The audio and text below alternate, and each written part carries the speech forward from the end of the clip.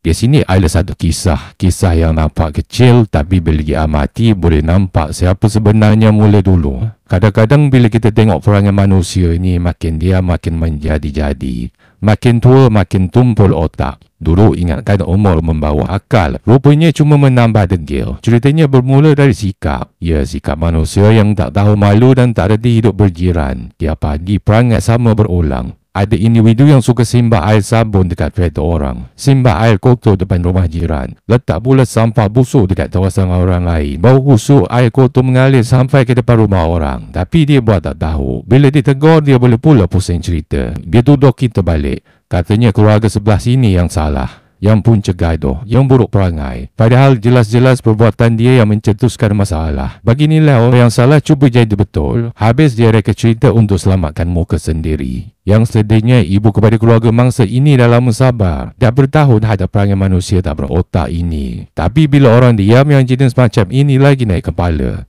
Lagi rasa diri dia hebat. Sebab kononnya orang lain tak berani lawan. Sampai satu tahap dia boleh sembur angin depan muka orang. Simbolik betul perangai tak bertamadun. Tapi bila kena balas dengan cara betul, bila orang buat laporan polis, terus senyap. Masa polis datang rumah, terus tak keluar. Padahal sebelum tu dialah yang paling kuat sembang. So orang report lah acak-acak berani. Rupanya cuma berani depan pagar. Bila betul-betul kena tindakan, terus hilang suara. Kisah ini bukan tentang gaduh kecil. Ini tentang mentaliti segelintir manusia yang suka beronar. Tapi bila disindir, mula berlakon macam mangsa. Orang macam ini sepatutnya bukan duduk dalam kawasan kejiranan, tapi pergi duduk dalam hutan, berkawan dengan monyet. Sebab perangai pun sama, tak ada nilai hormat, tak ada rasa tanggungjawab. Lagi pelik bila dengar yang terlibat ini anak kepada Imam Masjid Besar Bukit Gambir. Bila dengar gelaran macam tu, orang ingat perangai mesti elok. Tapi kalau betul cerita ni, malulah sikit. Takkan anak imam perangai macam budak liar. Nama keluarga orang baik-baik, tapi tindakan sendiri yang memalukan. Kita bukan nak burukkan orang. Tapi bila satu komuniti dah terganggu, pihak berkuasa kena ambil tindakan. Takkan nak tunggu gaduh besar baru nak datang tengok. Sebab berjelas, punca semua ni datang dari satu pihak yang suka cari pasal dulu. Rasa tak puas hati. Dia yang mulakan, dia bakar, dia tabur cerita. Tapi akhirnya tak tunjuk diri suci. Jadi korang tengok sendiri, nilai sendiri. Ini bukan cerita fitnah. Ini realiti kejadian zaman sekarang. Bila orang diam, dia anggap itu tanda kalah. Bila orang sabar, dia fikir itu peluang nak pijak kepala. Tapi jangan lupa, sabar pun ada had.